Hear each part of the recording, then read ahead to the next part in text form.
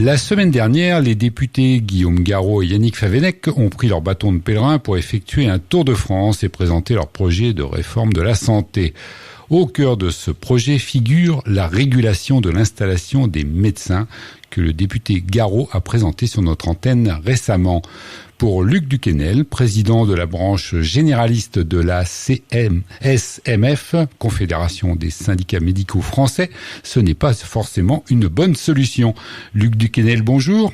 Bonjour. Réguler l'installation des médecins sur l'ensemble du territoire, à l'instar des pharmaciens, a priori, on pourrait penser que c'est une solution simple et pleine de bon sens. Vous n'êtes pas d'accord? Vous parlez même de discours populistes. Vous n'y allez pas un peu fort? Non, mais en théorie, il y aurait un grand nombre de médecins en France. En effet, la régulation, ce serait quelque chose de particulièrement efficace. Mais le problème, c'est la situation où on est aujourd'hui, suite à 30 ans de politique. Il ne s'agit pas de montrer un homme ou un parti politique. C'est-à-dire ceux qui ont mené les politiques de santé depuis 30 ans nous amènent à la situation où on est aujourd'hui. On manque de médecins généralistes, en ville comme en campagne. Paris est un désert médical en médecins généralistes. On manque de médecins spécialistes, mais on manque aussi de médecins à l'hôpital. Le service des urgences de l'hôpital de Laval est fermé une nuit sur 3, faute de médecins. On a vu en fin d'année, celui de Mayenne aussi. Donc très clairement, on manque de médecins partout. Alors, ça veut dire quoi? Que pour ce qui est des médecins généralistes, aujourd'hui, il y a 2 types de médecins généralistes. Je dirais qu'il y en a même 3 types. Il y a les médecins traitants, c'est-à-dire que je prends en charge un patient, ses pathologies, voilà, c'est moi qui l'adresse à des spécialistes, c'est moi qui demande les examens médicaux, les bilans sanguins, et donc je prends en charge ce patient. Et donc il y a 2 types d'exercices, soit en libéral, soit salarié. Alors on voit que, en effet, l'exercice salarié est plus attractif aujourd'hui, et donc l'exercice libéral moins attractif, puisqu'on a de moins en moins de médecins traitants libéraux. Tout simplement parce que la charge de travail est énorme, et on le voit tout particulièrement en Mayenne, parce que non seulement il y a le suivi de nos patients, il y a la permanence des soins. Moi, j'étais de garde de régulation cette nuit, à la fin de ma garde qui était, j'ai pas dormi, 20h, 8h. À la fin de ma garde à 8h ce matin, j'ai pris ma douche, mon petit déjeuner, à 9h15, j'étais dans mon cabinet. Donc c'est aussi ça la vie des médecins libéraux, où on n'est pas à 35 heures, on n'est pas à 55 heures comme la moitié des médecins libéraux. Dans les zones rurales, on n'a pas de SES médecin, on est au moins à 65 heures par semaine, raison d'ailleurs pour laquelle on a du mal à attirer les jeunes vers cet exercice libéral, parce qu'ils trouvent qu'il est beaucoup trop contraignant. Et puis sinon, et ça c'est un phénomène nouveau, on va dire depuis 2 ans, on voit de plus en plus de jeunes médecins généralistes, pas encore installés, qui décident de ne pas être médecins traitants. C'est un choix. Et comme on en manque, eh bien, il y a plein de possibilités, qui décident d'être médecins de centre de soins non programmés. Ils se montent dans les grandes villes. Alors, on n'est pas encore touché par ça en Mayenne, mais déjà, ça a commencé dans le Maine-et-Loire.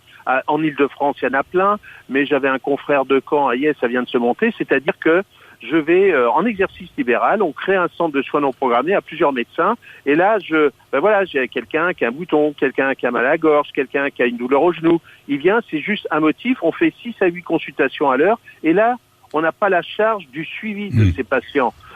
Et donc, c'est beaucoup plus simple. Mais ça veut dire quoi? Ça veut dire qu'aujourd'hui, on manque déjà beaucoup de médecins. Et en plus, il y a des médecins généralistes qui décident de ne plus être médecins traitants. Donc, est-ce que c'est le moment, à un moment où, finalement, le métier de médecin traitant libéral n'attire plus les jeunes, où on a beaucoup de départs en retraite, est-ce que c'est le moment de mettre en plus de ça une coercition? C'est-à-dire que là, on le voit chez les jeunes, c'est de dire, avec ce qu'ils veulent mettre en place comme coercition, je décide de ne pas être médecin traitant. C'est-à-dire que ces mesures proposées par messieurs Garot et Favennec vont accentuer le phénomène de dire je ne veux pas être médecin traitant en libéral. Or, on sait qu'un médecin traitant libéral, la moyenne française, c'est 1100 patients qui prend. Dans les centres de santé salariés, comme l'exemple qui est typique pour nous, c'est la Saône-et-Loire.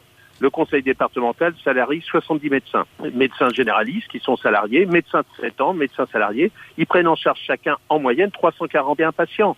Ce qui veut dire que si on veut remplacer les médecins traitants libéraux par des médecins traitants salariés, bien quand un médecin traitant libéral prend sa retraite, il faut 3 à 4 médecins traitants salariés. Et donc ça peut pas se faire aujourd'hui avec la pénurie qui existe. C'est ça. C'est un problème purement démographique pour vous? Ah ben totalement. Alors, vous savez, tout est toujours multifactoriel, mais déjà, à partir du moment où on a décidé, il y a 25-30 ans, et ça a continué au lieu de former 9 à 10 000 médecins par an, on est descendu à pratiquement 3 000 médecins par an. On paye ça aujourd'hui, mais aussi bien en ville qu'à l'hôpital. À l'hôpital, c'est aussi dramatique. On voit les rendez-vous de spécialistes maintenant quand on vous dit pas je ne prends pas de nouveaux patients. Mais c'est des rendez-vous qui sont à 9 à 12 mois. Est-ce que vous avez eu l'occasion de faire connaître votre point de vue auprès des députés qui ont entamé ce Tour de France ? Alors pas en Mayenne, parce que c'est vrai que ils nous reçoivent pas. Même on a un pôle de santé à Mayenne, on a 5 MSP sur le territoire. On voit pas Monsieur Favennec venir nous voir quand ils font quelque chose pour les chaînes parlementaires. Ils les font dans un centre de santé avec des médecins salariés. Moi, j'ai regretté que la réunion qui a attiré beaucoup de monde parce qu'elle a été très bien organisée à Louvernay. Oui. Quand j'avais décidé d'y aller. Mais bon, elle est à 18h. Connaissant quelqu'un de l'entourage de Monsieur Garot, je lui dis mais pourquoi vous avez mis ça à 18h ?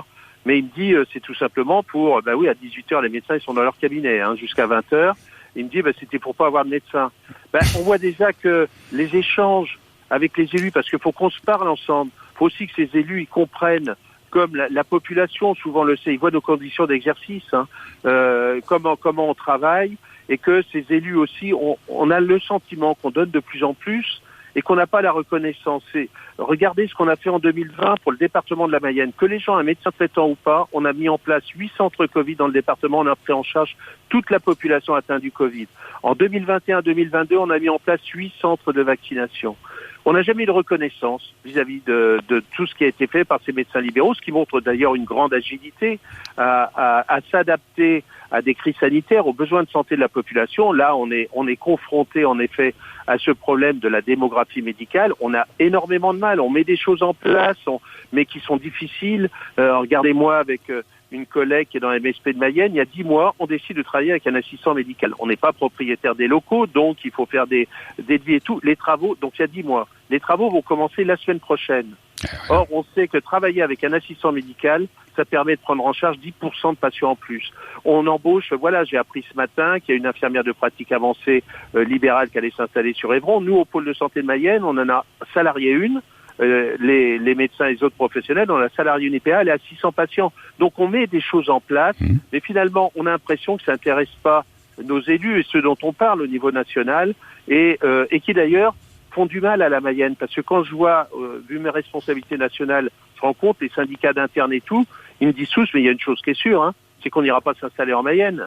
Parce que c'est le département de la coercition. Donc il y a une image de marque qui est en train de se retourner contre une solution qui paraissait, on va dire d'un point de vue un petit peu populaire, pour ne pas dire populiste comme vous, du bon sens, c'est-à-dire on oblige les médecins à aller s'installer dans tel endroit ou pas. Mais tout à fait, c'est-à-dire que les médecins, même généralistes, ont la possibilité de faire plein d'autres choses que médecin traitant libéral. Donc c'est pas le bon moment, et plutôt que de parler des choses qui fonctionnent, je veux dire en Mayenne, 91% de médecins généralistes participent à la permanence des soins. Moi cette nuit, tous les Mayennais qui avaient un problème d'accès un problème médical ont fait le 116-117. Ils ont eu un médecin généraliste au téléphone. Hier, il y a entre 20h et 24h, il y avait 8 médecins prêts à les recevoir, à les examiner s'il y avait besoin. Sur le département de la Mayenne, on n'a pas de SOS médecin en Mayenne. Et en fait, plutôt que de parler de ça, plutôt que de parler aussi qu'on a mis en place la même chose pour le samedi matin, parce qu'on avait vu qu'il y avait des problèmes d'accès aux soins le samedi matin, on parle que des choses négatives, on parle pas du positif sur le département, et vous faisiez référence aux organisations des pharmaciens. Moi, je peux vous dire que cette nuit, il y avait besoin d'aller chercher un corticoïde pour un enfant, un petit de 2 ans qui faisait une laryngite. La maman, elle a dû faire 100 km aller-retour pour aller chercher son flacon, parce que depuis le 1er janvier, on a une nouvelle sectorisation des pharmacies en Mayenne, où on est passé de 9 à 5 pharmacies.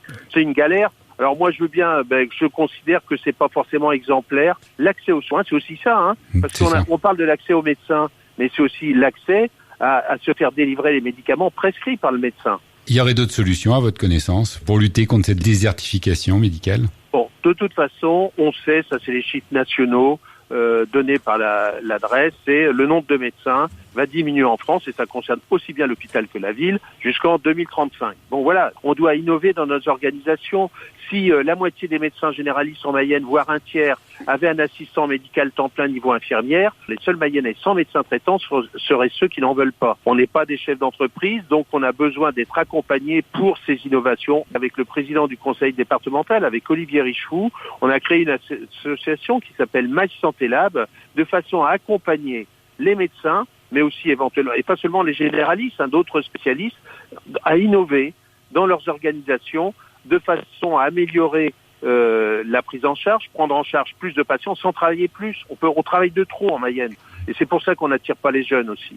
Donc sans travailler plus et en gardant une bonne qualité des soins. C'est ça aussi. C'est sûr que quand on n'a pas de médecin, on ne va pas parler de qualité des soins.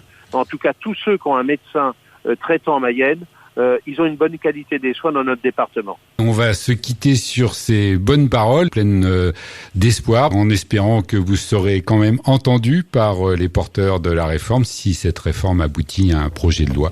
Merci à vous. Merci.